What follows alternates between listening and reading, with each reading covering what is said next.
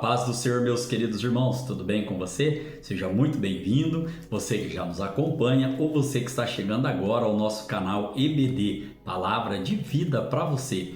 Neste terceiro trimestre de 2025, nós estamos estudando aqui pela classe dos adultos a revista que tem como tema A Igreja em Jerusalém, Doutrina, Comunhão e Fé, a base para o crescimento da igreja em meio às perseguições. Nós estaremos nesta oportunidade estudando a lição de número 6, lembrando aos irmãos que as 5 lições anteriores estão postadas aqui no nosso canal em uma playlist chamada A Igreja em Jerusalém.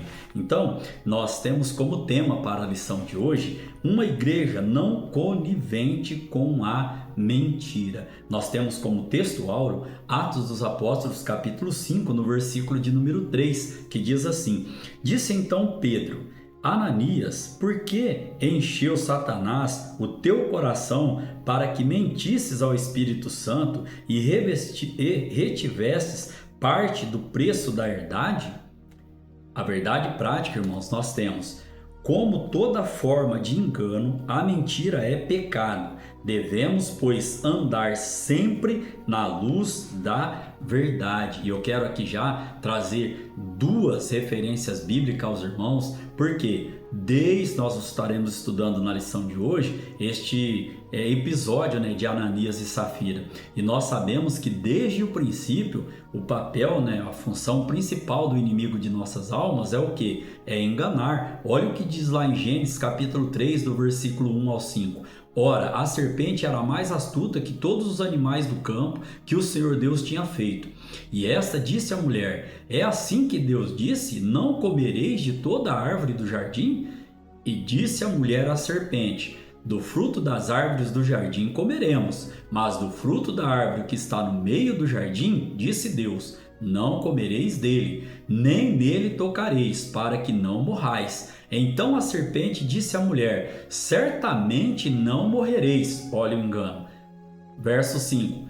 Porque Deus sabe que no dia em que dele comerdes, se abrirão os vossos olhos, e sereis como Deus, sabendo o bem e o mal. Olha lá em Apocalipse, capítulo de número 20, no verso de 1 ao 3, o que a palavra do Senhor vem dizendo.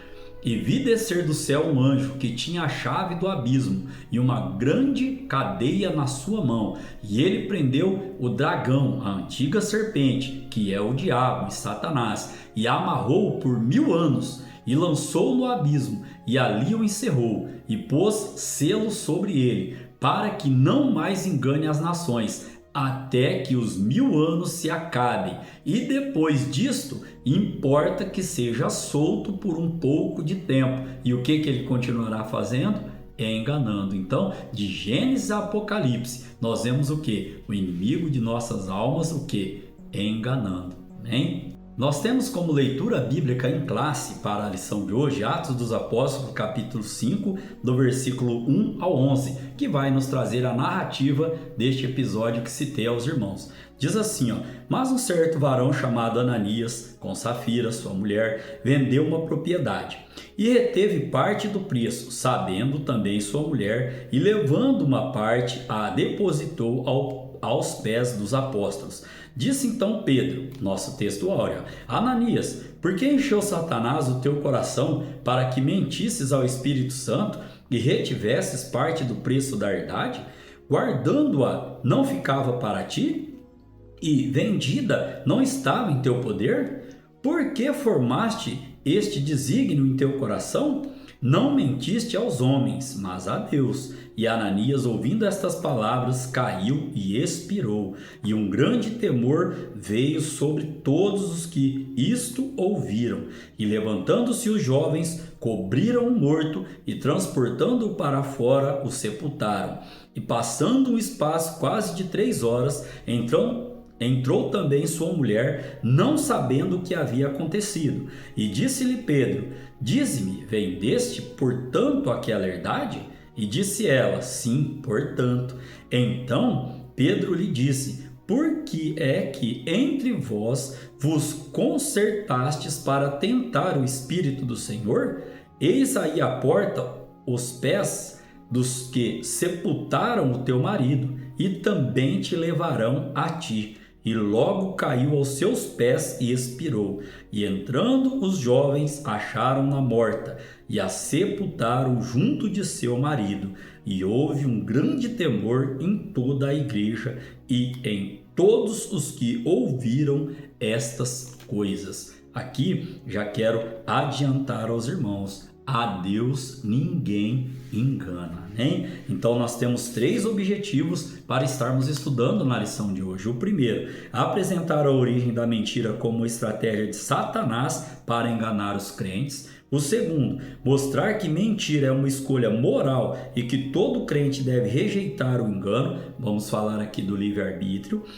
Terceiro objetivo, valorizar a santidade da igreja e a necessidade de viverem verdade diante de Deus. Então, como parte motivacional para a nossa lição de hoje, é um alerta, na verdade, motivacional. Como cristãos, devemos rejeitar qualquer forma de falsidade, pois a mentira traz consequências espirituais e prejudica a comunhão com Deus, amém? A Bíblia vai dizer que o salário do pecado é a morte. E aqui ainda podemos trazer aos irmãos que o que vai nos manter, íntegros diante de Deus? O nosso temor ao Senhor. Olha o que Provérbios capítulo 9, no verso 10 vai dizer, que o princípio da sabedoria é o temor a Deus. O temor é o princípio da sabedoria. Então aquele que não tem temor a Deus, ele nem começou ainda a ter sabedoria. E o temor e o tremor, como nós vamos ver durante a lição de hoje, que o apóstolo Paulo nos ensina, é o que nos afasta desse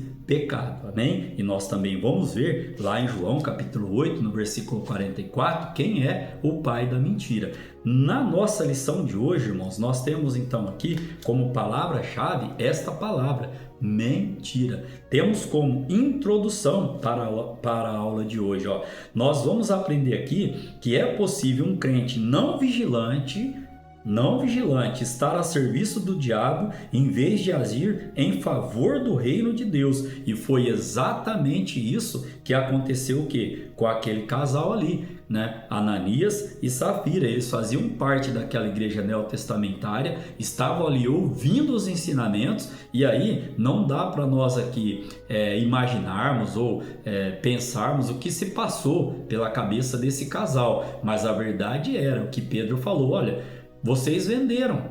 Se você ficasse com o dinheiro, ele era seu, mas você preferiu o quê? Mentir. E quando a mulher chega, Pedro faz a pergunta e ela confirma a mentira do marido. E olha a consequência que teve esse pecado, Então aqui, como crentes, não podemos usar de engano, porque Deus sonda os corações. Então, cabe, portanto, a nós nos afastarmos do pecado. Novamente, o autor da revista frisa aqui, afastarmos pelo temor do Senhor. E olha que o apóstolo Paulo já nos ensina lá em Efésios capítulo 4,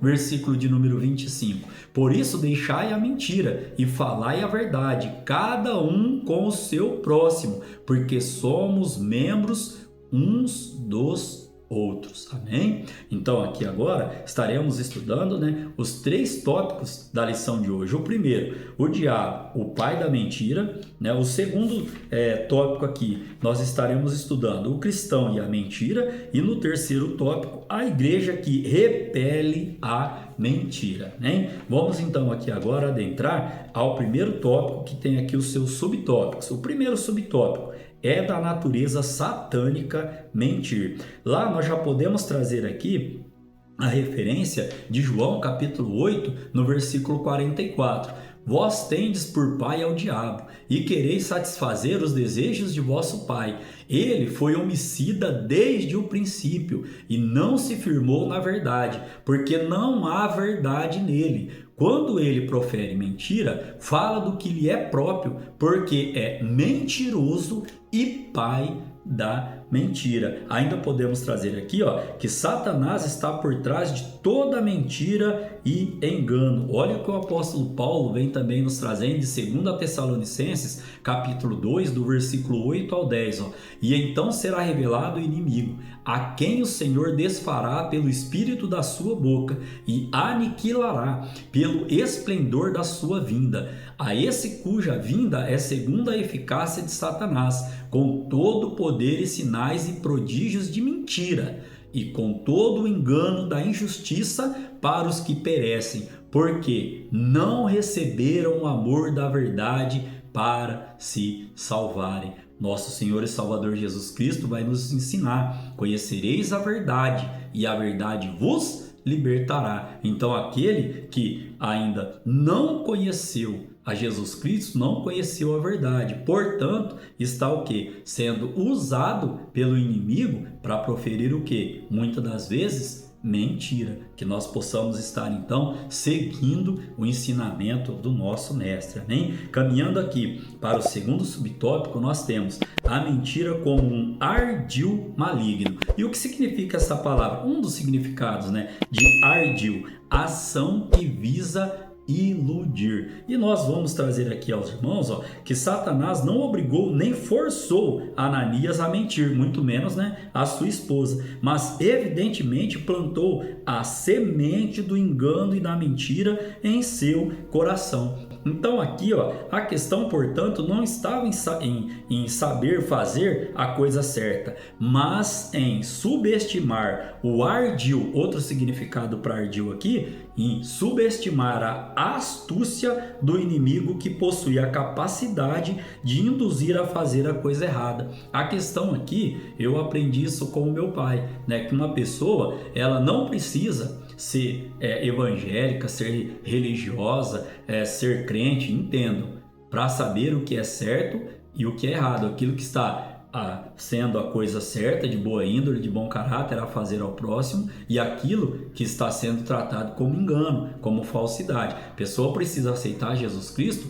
para herdar a vida eterna. Então aqui o autor da revista, ele deixa bem claro, a questão, portanto, não estava em não saber fazer a coisa certa, mas foram induzidos a fazer o quê? A coisa errada. Eles tinham o valor total. E aí Pedro pergunta para ela: vocês venderam por este valor? Ela falou: sim, nós vendemos. Olha aí, querendo enganar, o profeta. E aí Pedro fala: vocês não estão, enganando o homem, vocês estão mentindo para Deus. Muito cuidado com isso. Então, aqui talvez passou pela cabeça deles o quê? Obter lucro, obter fama ali, porque eles estavam vendo os apóstolos vendendo, as suas herdades, as suas fazendas, dividindo. Então talvez passou pela cabeça deles: olha, vamos fazer a mesma coisa.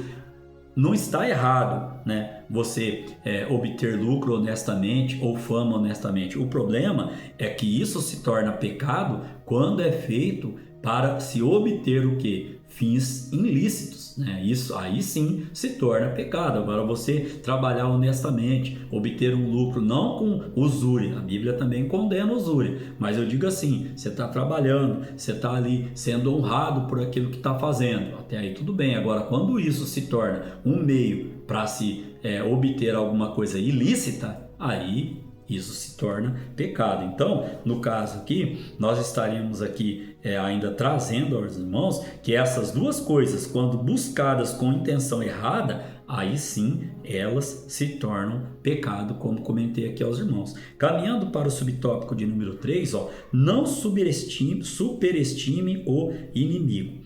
Paulo, o apóstolo Paulo, nos orienta a perdoarmos e não guardarmos o que? Nenhuma raiz de amargura. Este texto está lá em 2 Coríntios, capítulo de número 2, do verso 10 ao verso 11. E a quem perdoardes alguma coisa, também eu. Porque se eu também perdoei alguma coisa, a quem a perdoei, por amor de vós, o fiz na presença de Cristo, para que não sejamos sobrepujados por Satanás. Olha o verso 11. Porque não ignoramos os seus ardis, ou seja, não podemos ignorar o que? A sua astúcia. Não podemos subestimar o inimigo de nossas almas, amém? Então aqui, ainda caminhando neste terceiro subtópico, Paulo também nos orienta a nos revestirmos de toda a armadura de Deus, para que possamos ficar firmes contra as astutas, ciladas do diabo. Onde Paulo nos ensina isso? Efésios capítulo 6, versículo de número 11, diz assim: revesti-vos de toda a armadura de Deus, para que possais estar firmes contra as astutas ciladas do diabo. Não podemos superestimar o que? O nosso inimigo. Ele é o que? Ardil, ele é astuto, ele tem o que? Em suas, se podemos dizer assim, né? Em suas mãos, em suas características, o que? A astúcia. Já disse aqui aos irmãos, de Gênesis ao Apocalipse, a função principal é enganar a obra da criação de Deus, ou seja, o ser humano. Caminhando agora para o resumo deste primeiro tópico, nós temos: Satanás é a origem do engano, olha aí, ó, e usa a mentira para afastar as pessoas de Deus, amém? Caminhando para o tópico de número 2, nós temos aqui o cristão e a mentira. Neste tópico de número 2, irmãos, nós temos o primeiro subtópico: mentir é uma escolha. E olha por que mentir é uma escolha de cada pessoa, se vai mentir ou não, ó. Tanto Ananias quanto sua mulher agiram livremente na questão envolvendo a venda de uma propriedade, como nós já lemos lá em Atos capítulo 5, do versículo 1 e 2, na nossa leitura bíblica em classe. E ainda podemos trazer aqui, ó, que tanto, né, um como o outro tomaram uma decisão livre, ou seja, mentir é uma escolha que envolve a natureza moral. E por que eles tomaram uma decisão livre? Eles não foram obrigados a levar aquela mentira, né? Porque Deus nos deu o livre-arbítrio. O que significa o livre-arbítrio? Significa que o ser humano pode fazer suas escolhas de forma o quê? Autônoma. Ninguém nos obriga a tomarmos as nossas decisões. Porém, naquela situação ainda, eles não podiam culpar a ninguém, e nem mesmo o diabo. E eles fizeram a escolha de estarem mentindo ali ao apóstolo Pedro. E aí nós vamos ver no segundo subtópico, que tem como tema atraídos pela mentira, o que eles, se por um lado Ananias e Safira tomaram decisões livres, por outro lado sofreram implicações de suas decisões. Atos dos Apóstolos capítulo 5, no versículo de número 5, qual foi a consequência? Eles pagaram com a sua própria vida, ó. E Ananias, ouvindo estas palavras, caiu e expirou. E lá no versículo de número 10, ó, quando a mulher dele confirma a mentira, e logo caiu aos seus pés e expirou. Então, tanto um quanto o outro pagaram com sua própria vida. E o que nós aprendemos aqui? Que nós temos na nossa mão a decisão da escolha, porque nós temos o livre-arbítrio. Agora, nós não temos o que? A escolha das consequências que virão com a mentira, né? Entenderam? Nós podemos escolher se nós vamos mentir ou não. Agora, nós não podemos escolher o que? As consequências deste ato mentiroso. No subtópico de número 3, irmãos, nós vamos estar tratando sobre mentir tem consequências. Olha só o que o autor da revista nos coloca. Ao agirem assim, o casal não pensou nas consequências de suas ações. E eu achei interessante algo que ele trouxe para nós aqui, ó, que antes de se praticar qualquer ação de natureza pecaminosa, como assim? Nós devemos nos desviar dessas atitudes pecaminosas. Por quê? Porque se nós nos policiarmos, nós vigiarmos e não estarmos assim com o coração voltado a estas práticas pecaminosas, a mentira, por exemplo, como nós estamos tratando aqui, nós não iremos sofrer consequências desse ato. Os irmãos concordam? Se eu sei que aquilo ali vai gerar uma consequência terrível porque está fora da palavra do Senhor. E eu já ouvi muita gente dizendo que mentira tem perna curta. E mentira, irmãos, não tem perna curta nem perna comprida. Mentira é mentira. Não existe mentirinha ou mentirona. Existe a mentira. E o pai da mentira é o diabo, como nós vimos aqui. E logo nós percebemos o quê? Que aquele que pratica a mentira é filho de quem? né? Fica aqui esta colocação. Então, temos como resumo para este tópico de número 3. O crente deve rejeitar toda a falsidade, pois a mentira compromete seu testemunho e comunhão com Deus. Nossa, irmãos, aqui vem aqui ao coração em trazer aos irmãos, né? Às vezes nós vemos, né, e sentimos que uma pessoa ela está contando ali um ato mentiroso e uma mentira parece que vai puxando outra mentira. Então, para confirmar aquela mentira que ela está falando ali, ela cria uma outra mentira. É mais ou menos assim. Se ela não sabe o assunto, ela cria uma mentira para mostrar para as pessoas ou para os outros ali que ela é conhecedora de todos os assuntos. E nós não precisamos disso. Nós não precisamos. A palavra do Senhor ela é clara. A palavra do Senhor diz que a nossa palavra tem que ser sim, sim, não, não. Porque o que passa disso daí provém de quem? A palavra do Senhor vai nos ensinar nesse contexto. Então, é verdade. Vamos caminhar pela verdade. Se não é verdade, repreenda e que da sua boca não saia o quê? Mentiras, né? Como nós iremos agora caminhar para o tópico de número 3 e veremos o ensinamento do apóstolo Paulo. Tópico de número 3 diz assim, a igreja que repele a mentira. Primeiro subtópico, uma igreja temente, Lucas destaca que os fatos ocorridos com o casal trouxeram um grande temor dentro e fora da igreja. Lá em Atos capítulo 5, no versículo de número 11, olha só o que diz. Nós já lemos na leitura bíblica em classe e vou voltar a reiterar esse versículo.